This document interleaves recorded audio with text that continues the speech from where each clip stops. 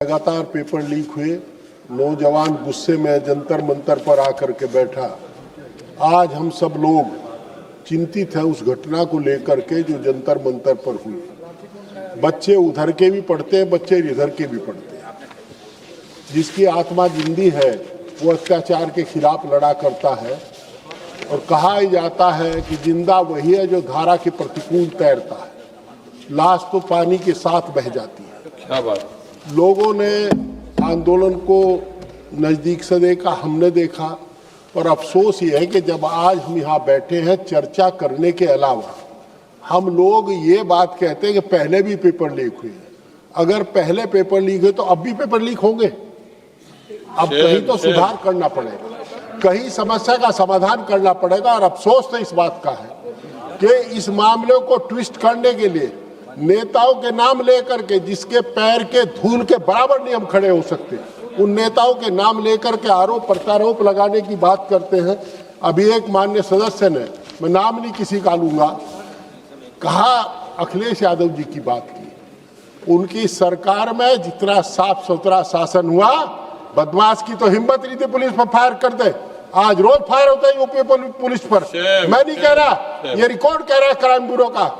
और जो साफ सुथरा हुआ, उन्होंने कभी नकल की हिमायत नहीं की थी। आदरणीय मुलायम सिंह यादव का नाम लेते हैं, बॉर्डर पर खड़ा हुआ जवान कहता है अगर मुलायम सिंह यादव इस देश का रक्षा मंत्री ना बनता तो हमारा जनाजा, हमारा ताबूत घर ना जाता मेरे घर पर। ये काम किसने किया? आप ज्योग्राफी पढ़िए, आप देखिए, अगर उत्तर प्रदेश में जाएंगे तो गन्ने का किसान कहता है किल्ली मार मार करके कि अगर मुलायम सिंह यादव ना होते तो खड़े कोल्हू का प्रतिबंध कभी ना हटता। हम जानते हैं खंडसारी उद्योग को जिंदा करने का काम किया था। आज इस बात को कह रहे हैं, ये मेरी समझ से पर है। हम लोगों को चर्चा करनी चाहिए। क्या छात्रों पर गोली चली थी? क्या बहन बेटियों के प्राइवेट पार्ट पर डंडा लगाया गया था? उसकी वीडियो चल रही है। जिस प्रकार पीटा गया, मैं 20 तारीख को गया था, मैं 5 बार उस आंदोलन में गया हूं और मेरी 3 पीढ़ी गई है। मेरा बेटा एमएलए पंकज मलिक वो भी गया है और मेरा ग्रैंडसन भी गया है। सब लोग वहां गए हैं, पर क्या हमने ऐसा मंजर नहीं देखा था जिस प्रकार का मंजर देखा आदरणीय डिम्पल यादव जी के नेतृत्व। जब हम वहां गए तो इनकी देख लगा कि भारत में नारी शक्ति जिंदा है।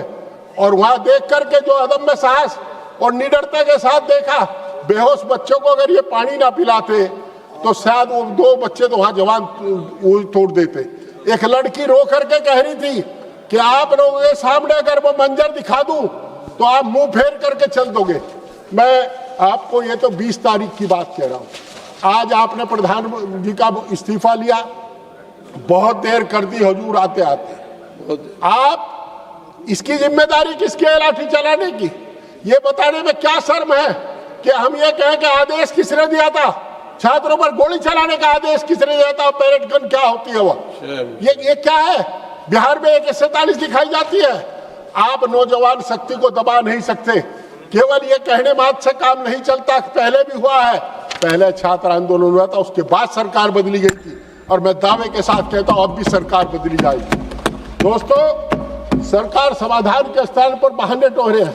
आप रामपुर में, हम रोज यहाँ सभी मान्य सदस्य इधर का उधर का कहते हैं सरकारी यूनिवर्सिटी बननी चाहिए, यूनिवर्सिटी बननी चाहिए। जौहर विश्वविद्यालय को ध्वस्त करने का काम कर रहे हैं। शर्म आती है ये देख करके। मैं गया था रामपुर, हमने बात की। विश्वविद्यालय की स्थापना 16 में पूर्ण हो चुका था निर्माण और नोटिफिकेशन हुआ 24 में। मैंने डीएम से पूछा क्या नोटिफिकेशन पिछली डेट से लागू करने का प्राविधान था? अगर नहीं जी, और उसके बाद डिमोलिश करने की कार्रवाई कर रहे हैं।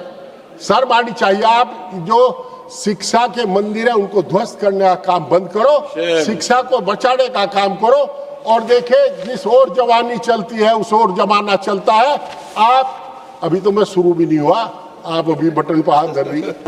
देखे ये इस तरह का काम सरकार को शोभा नहीं देता। और जिस प्रकार CBI जांच तो कितनी होली इन मामलों की, आज तक कोई कार्रवाई हुई? फास्ट ट्रैक कोर्ट की बात है, आपने उसमें कोई प्राविधान सुधार का तो किया नहीं।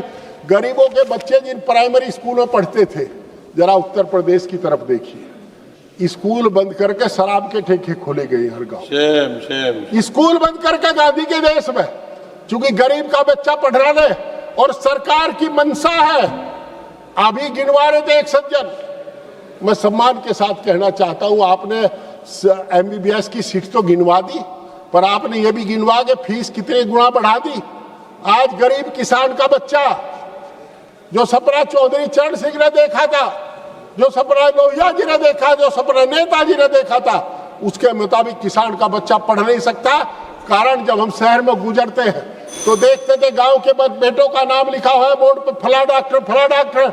MBBS की फीस 2 लाख रुपए पर एनम से बढ़ा करके इन्होंने 18 लाख रुपए पर एनम कर दी।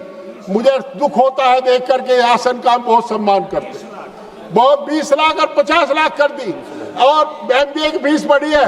और दुख इस बात का होता है, इधर से बैठे एक सज्जन निर्देश दे रहे हैं आपको इन्हें रोकिए। अरे हम सच बोलते हैं, आपको पीड़ा होती है, हमको चाटुकार थोड़े हैं कि यहाँ चाटुकार कैसा आए हैं, जनता के बल पर आए हैं, छठा चुनाव जीत करके आए हैं। मैं एक बात कहकर के अपनी बात खत्म करता हूँ। मेरा अनुरोध है सरकार से, इस व्यवस्था को पारदर्शी बनाइए। हमारे जो प्राइमरी स्कूल बंद किए उसे रोकिए, जौहर विश्वविद्यालय को बचाइए, और जो आदरणीय नेताजी के बारे में, आदरणीय अखिलेश जी के बारे में जो शब्द कहे हैं, जो एक जाति का नाम लेकर के जाति सूचक शब्द कहे, जो अब हमारे संसद के इतिहास के मुताबिक रहे, संसद रहे, उन्हें कार्रवाई से निकालिए और निश्चित रूप से ऐसे लोगों को ऐसा करने से रोकिए। ये सदन सबका है, किसी विशेष व्यक्ति का विशेष अधिकार नहीं कि जब चाहे जब गरिया दे चाहे। अरे 750 किसानों की शहादत के बाद भी आप नहीं बोले थे, आपको शर्म आनी चाहिए। और मेरा अनुरोध है कि जो इस 21 बच्चों ने यहाँ वो की है, आत्महत्या की है, और जो 750 किसानों ने शहादत दी थी, उनको 1-1 करोड़ रुपया मुआवजा रहे, एक सरकारी नौकरी दे। आप किसान विरोधी है, नौजवान विरोधी है, आप गरीब विरोधी है, आप हर उस व्यक्ति के विरोधी है जो कमेरों का वकील है, और हम कमेरों का वकील है। आपने समझ लिया, बहुत बहुत धन्यवाद।